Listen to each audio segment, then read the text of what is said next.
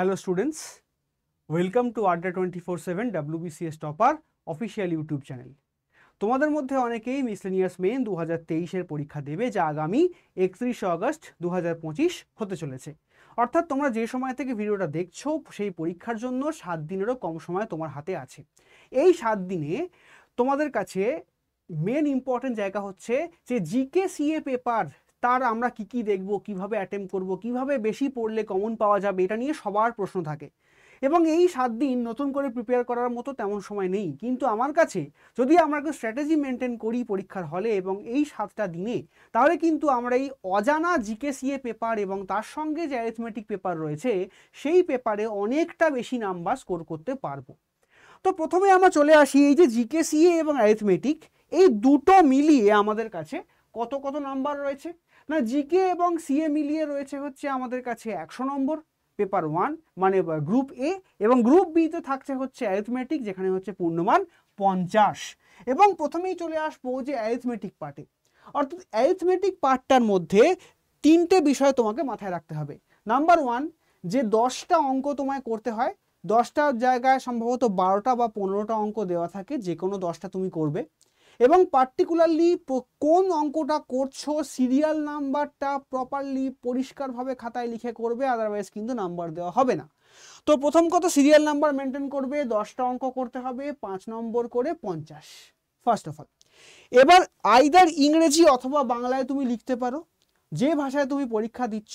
It is not mandatory যে তুমি GS paper বাংলায় লিখে অঙ্ক ইংরেজিতে করতে পারবে না, বা ভাইসে ভার্সা। দুটো পেপারকে বলা হয় যে দুটো পার্ট, গ্রুপ এ একটা সিঙ্গেল ভাষায় লিখবে, মানে একটা ভাষার মাঝে অন্য ভাষা ঢোকাবে না। গ্রুপ বিও একটা সিঙ্গেল ভাষায় লিখবে, একটা ভাষার মাঝে অন্য ভাষাকে ঢোকাবে না। এবার অঙ্কের ক্ষেত্রে সংখ্যাগুলো তুমি চাইলে ইংরেজিতে লিখতে পারো, কোনো ক্ষতি নেই, কিন্তু ভাষাগুলো যদি মনে করো বাংলায় লিখবো তো বাংলাতেই লিখবে, যদি মনে করো পুরোটাই ইংরেজিতে করবো তো ইংরেজিতে করবে। তো এই পার্টে ল্যাঙ্গুয়েজটা সম্পর্কে সাবধান। তারপরে বলে দেওয়া ভালো, শর্টকাট মেথড অ্যাপ্লাই করা যাবে না, ডেসক্রিপটিভ মেথডে অঙ্ক করতে হবে। শর্টকাট মেথড অ্যাপ্লাই করলেই নম্বর কাটবে, এবং কোনো স্টেপ জাম্প করা যাবে না। প্রতিটা স্টেপে নম্বর রয়েছে, যতগুলো স্টেপ জাম্প করবে নাম্বার তোমার তত কমতে কমতে আসবে। এবারে আসল তথ্য, অ্যারিথমেটিক পোর্শনে ক্লাস 10 লেভেলের অঙ্ক দেওয়া হয় এবং খুব ইজি অঙ্ক আসে। এবং এখানে এটা বলে দেওয়া ভালো যে এই 50-এর মধ্যে তুমি যদি 45+ আউট অফ 50 না পেতে পারো, এখানে চাকরি পাওয়ার আশা তুমি ছেড়ে দাও। এই যারা চাকরি পান বা যারা চাকরি করছেন, তারা কিন্তু প্রত্যেকে এই পেপারে 50-এ 50ও পেয়েছেন এবং মিনিমাম 45+ নম্বর পেয়েছেন। এবং যারা একটু ভালো স্টুডেন্ট, তারা কিন্তু 45+ নম্বর এখান থেকে তুলবে, এবং এটা তোমার চাকরি পাওয়ার একটা বড় চাবিকাঠি। তুমি যদি এই যুদ্ধ থেকে হারিয়ে যাও, তাহলে কিন্তু তুমি আর নাম্বার রিকভার করতে পারবে না, কারণ এখানে তুমি যা কম পাবে সেই নাম্বারটা ডেসক্রিপটিভ জিকেসি তোমার উঠবে না। ওকে, তাই তোমার কাছে যা বই রয়েছে সেই বইটা ধরে তুমি পড়াশোনা করছো এতদিন ধরে, তাকে শুধু ব্রাশ আপ করো, আর কিচ্ছু করার দরকার নেই। যদি মনে হয় মাথায় খুব বার্ডেন হচ্ছে, যে কোনো একটা বই, তোমার কাছে আমি কোনো বই প্রমোট করব না, যা তোমার সামনে রয়েছে, যে ভাষায় রয়েছে, তার প্রতিটা চ্যাপ্টারের উদাহরণগুলো করে ফেলো। এবং প্রিভিয়াস ইয়ার প্রশ্ন 2019 রয়েছে, 2015 রয়েছে, 2012 রয়েছে, সেগুলো একবার করে দেখে নাও যে কোন টপিকটা এসছে। প্রিভিয়াস ইয়ার প্রশ্নগুলো ধরে তুমি প্র্যাকটিস করতে পারো, তাহলেও দেখবে সেখান থেকে অনেকটা এরিয়া তোমার কভার হচ্ছে এই কয়েকদিনে, এবং তুমি কিন্তু ভালো নাম্বার পাওয়ার জায়গায় পৌঁছে যাচ্ছ। এবং অ্যারিথমেটিক পার্টের মধ্যে বলে দেওয়া ভালো যে অ্যারিথমেটিক বা পাটিগণিতই থাকে, খুব রেয়ার কেসে একটা বা দুটো পরিমিতি থাকতে পারে, এবং সেগুলোও তোমার ওই আয়তক্ষেত্র, ক্ষেত্রফল, বর্গক্ষেত্র, বৃত্ত এর মাঝে সীমাবদ্ধ থাকে। খুব বেশি কিন্তু টাফ অঙ্ক এখানে থাকে না, শুধু অঙ্কটা টাইমলি করে আসাটা ব্যাপার। এবং একটা কথা বলে দেওয়া ভালো, জিএস এবং ম্যাথের কিন্তু একটাই কোশ্চেন, এবং পেপার 3 একদম শেষে হয়। 150 নম্বরের জন্য তোমাকে 2.5 ঘন্টা সময় দেওয়া হয়, তাই টাইমটা নিজের মতো করে সেট করে নেবে যে কোন পেপারে অঙ্কের জন্য তোমার কত বরাদ্দ করবে এবং জিএস পেপারে তোমার কত বরাদ্দ করবে। তাহলে অঙ্কর পার্ট নিয়ে কথা বলা হয়ে গেল। এবারে আমরা চলে আসবো হচ্ছে জিএস পেপার নিয়ে কথা বলবার জন্য। জিএস পেপারের মধ্যে দুটো পার্ট, একটা হচ্ছে স্ট্যাটিক জিকে বা জিএস, তার জন্য বরাদ্দ 50 পার্ট 2, এবং পার্ট 1-এ আছে ডেসক্রিপটিভ সিএ, বা ডেসক্রিপটিভ কারেন্ট অ্যাফেয়ার্স, তার জন্য বরাদ্দ আছে 50। এবার কোন জায়গাটা থেকে বেশি নাম্বার উঠবে তোমাদেরকে বলতে হবে না, আমি ভাগ করে দিয়েছি। দেখো যে এই 50-এর মধ্যে পশ্চিমবঙ্গ সরকার এবং কেন্দ্রীয় সরকারের বিভিন্ন প্রকল্প স্বাধীনতার পর থেকে কোনটা কোন সালে চালু হয়েছে সেইটা লিখতে দেওয়া হয় 5 গুণ 2 10। বিভিন্ন অ্যাব্রিভিয়েশনস, শর্ট ফর্ম, আমাদের রিয়েল লাইফে হোক বা সরকারে হোক বা যে কোনো জায়গায় হোক বা কম্পিউটার, মোবাইল, টেলিকমিউনিকেশন, ইলেকট্রনিক্স, যা খুশি হোক না কেন, তাতে 5 গুণ 2 10 নাম্বার এখানে উত্তর করতে হয়। এবং তারপর 30 নম্বরের শর্ট কোয়েশ্চেন থাকে 10টা কোশ্চেন, এখানে 15খানা কোশ্চেন তোমাকে অ্যাটেম্প করতে হবে 2 করে। এবং তার মধ্যে সিলেবাসটা বলে দিই, একদম basic current affairs, headline current affairs, recently বর্তমানে ভারতবর্ষে কে কোন পদে আছেন সেইটা থেকে পরীক্ষার প্রশ্ন হয়।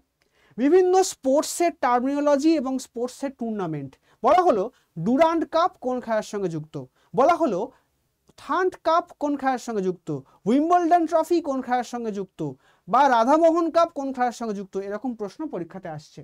বিভিন্ন বই কে লিখেছেন, বুকস অ্যান্ড অথার্স, সেখান থেকে পরীক্ষার প্রশ্ন হয়। বিভিন্ন বিখ্যাত ব্যক্তির উক্তি, যে অ্যারিস্টটল বলেছিলেন man is a political animal, সেই রকম উক্তিটা কে বলেছেন, তাহলে এরকম নিয়ে পরীক্ষার প্রশ্ন হতে পারে। কোন ভারতবর্ষের কোন শহর কোন নদীর পাশে অবস্থিত, যে কোনো ভূগোল বইতে তোমরা পড়ে ফেলেছো, সেখান থেকে পরীক্ষার প্রশ্ন হতে পারে।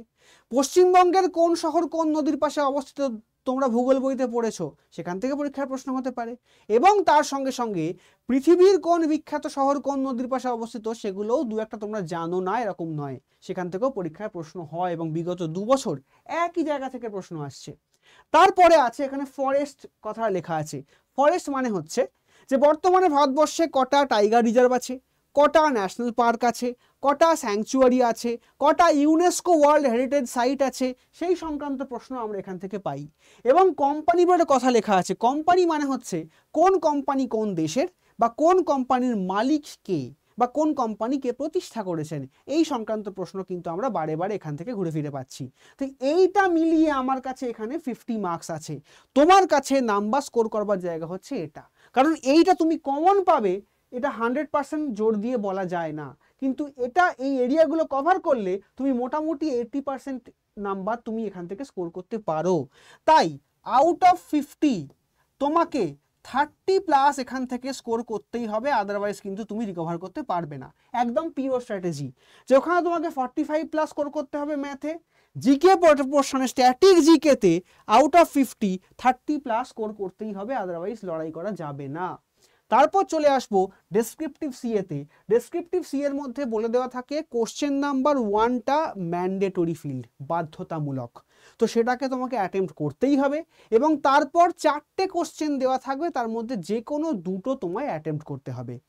তো এখানে দেখো গ্লোবাল ইস্যু, আমাদের গোটা পৃথিবীতে যা বিশাল বড় বড় ঘটনা ঘটছে, সেই গ্লোবাল ইস্যুর ওপরে 20 নম্বরের একটা কোশ্চেন থাকে।